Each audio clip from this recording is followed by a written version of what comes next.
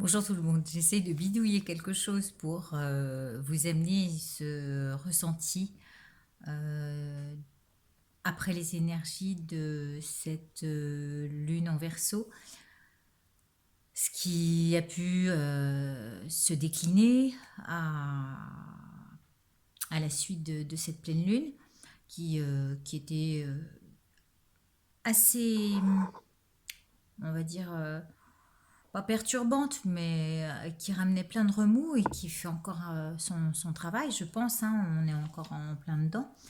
Et donc, je vous ai fait une petite histoire.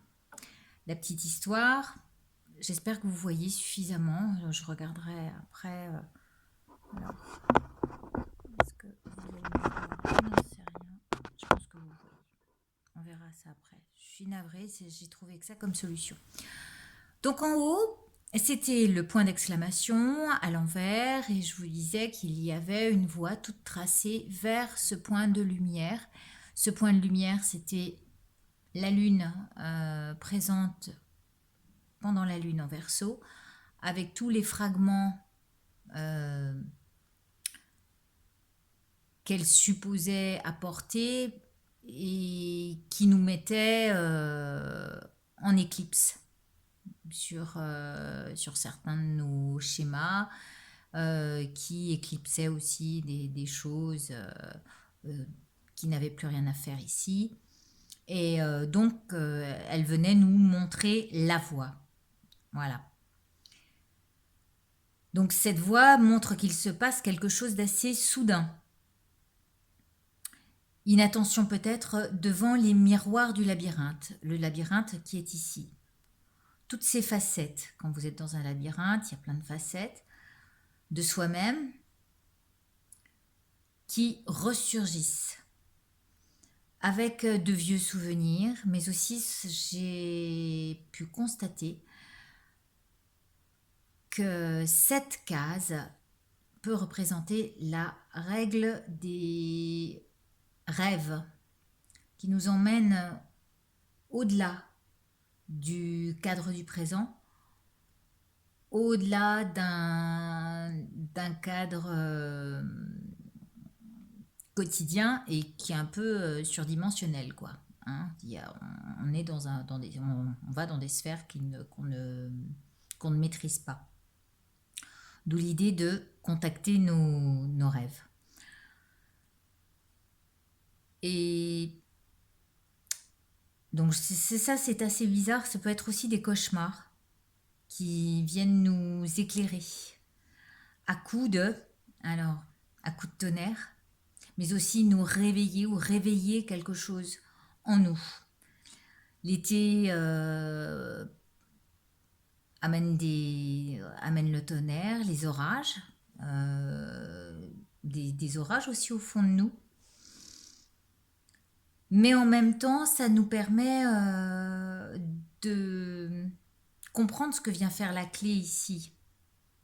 Hein, nous étions dans le qu'est-ce qu'il faut faire. Ben voilà, à partir des rêves, à partir des vieux souvenirs qui nous éclairent, se réveiller par rapport à la révélation qui peut y en avoir. Euh, et cette clé, qu'est-ce que j'ai mis là, nous ouvre. Ouais, qu'est-ce que j'ai mis, fermé, vert, manque. Ah oui, d'accord. Pardon, ça y est, je me relis. Euh, cette clé va nous révéler des choses par l'expression décrite ici. Et cette expression, elle,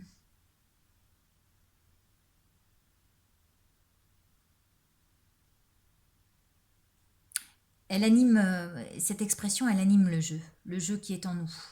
Mais quel jeu, hein, la question qu'on se pose, c'est quel jeu on est censé jouer? Qu'est-ce qu'on va exprimer? Et en fait, ça va être le nôtre. celui qu'on joue au devant de la scène, au devant de tous. Et, et en fait, c'est à se demander qui se pose la question. Hein.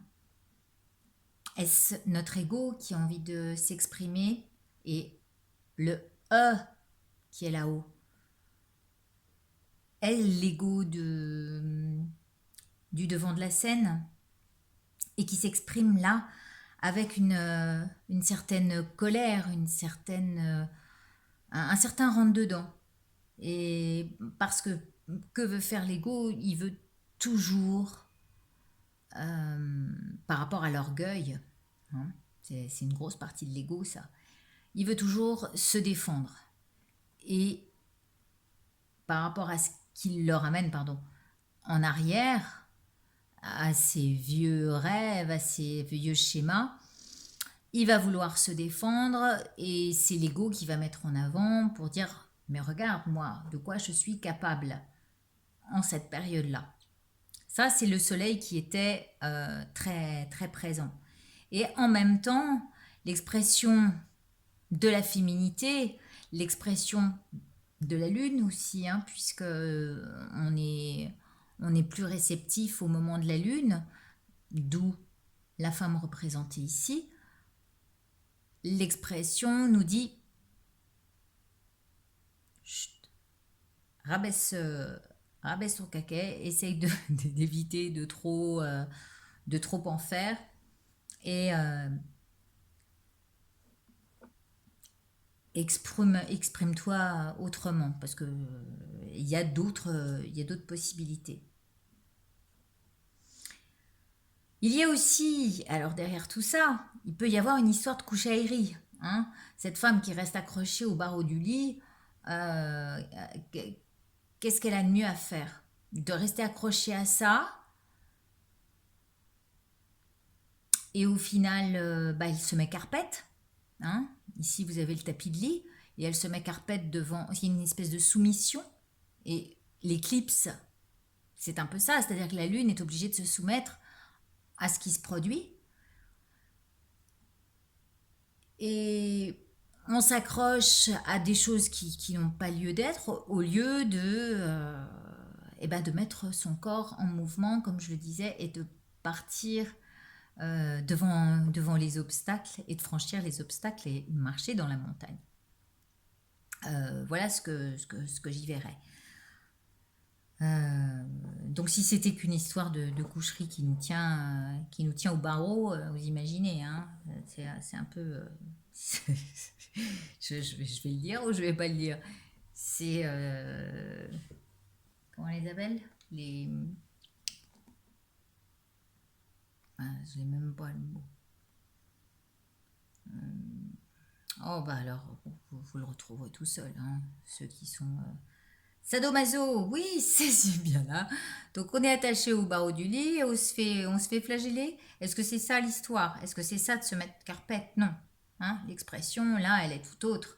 On exprime sa féminité, sa douceur et en même temps une certaine froideur. C'est une douceur un peu rugueuse comme peut être la roche et la montagne. Donc on a une femme un peu froide qui nous parle d'un certain travail sur nos interrogations. Et cette incarnation de femme froide, elle est vêtue malheureusement de frustration. Hein. Elle se coiffe de frustration parce on l'empêche de d'exprimer toute sa sensibilité, d'exprimer ses émotions. Et puis au final, de faire face à ces illusions, hein, comme c'est représenté là-haut, le labyrinthe, on nous dit, là effectivement, tu choisis, ou tu restes aliéné à ce de quoi tu peux te défaire, en restant le plus endormi possible, mais tu n'es pas là dans la soumission comme le fait d'être carpette. Je me répète, mais c'est ça.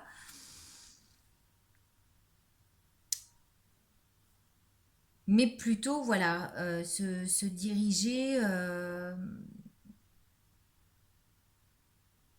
dans le sens de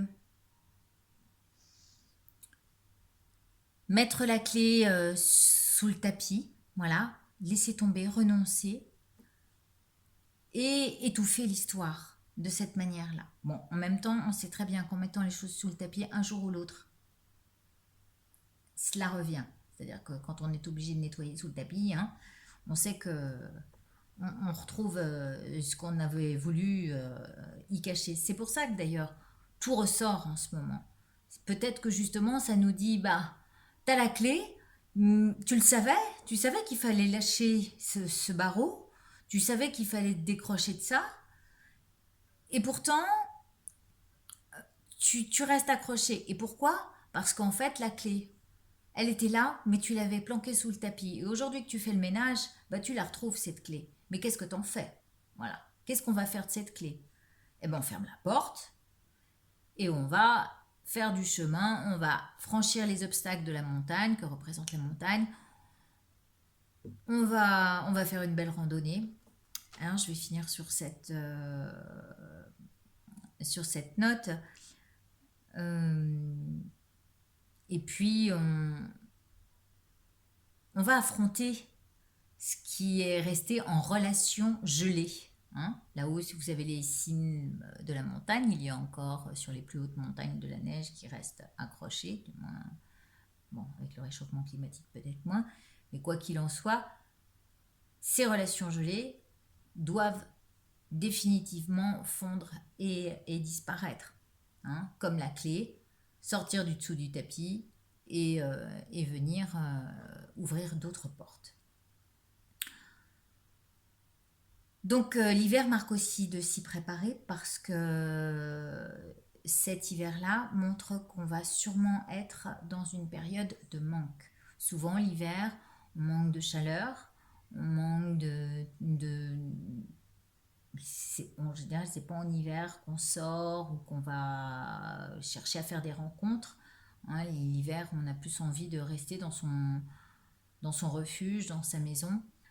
C'est pourquoi il peut effectivement se présenter une période de manque et de frustration. Donc ça, il va falloir s'y préparer. Avec un manque de soleil qui est là-haut, hein, le soleil qui est ici. Et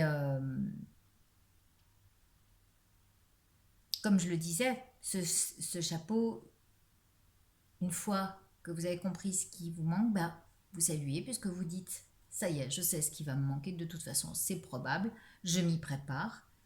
Et une fois qu'on a salué, on remet son chapeau et on est prêt à reprendre la route de manière beaucoup plus sereine. Et saluer la voie, voilà, ce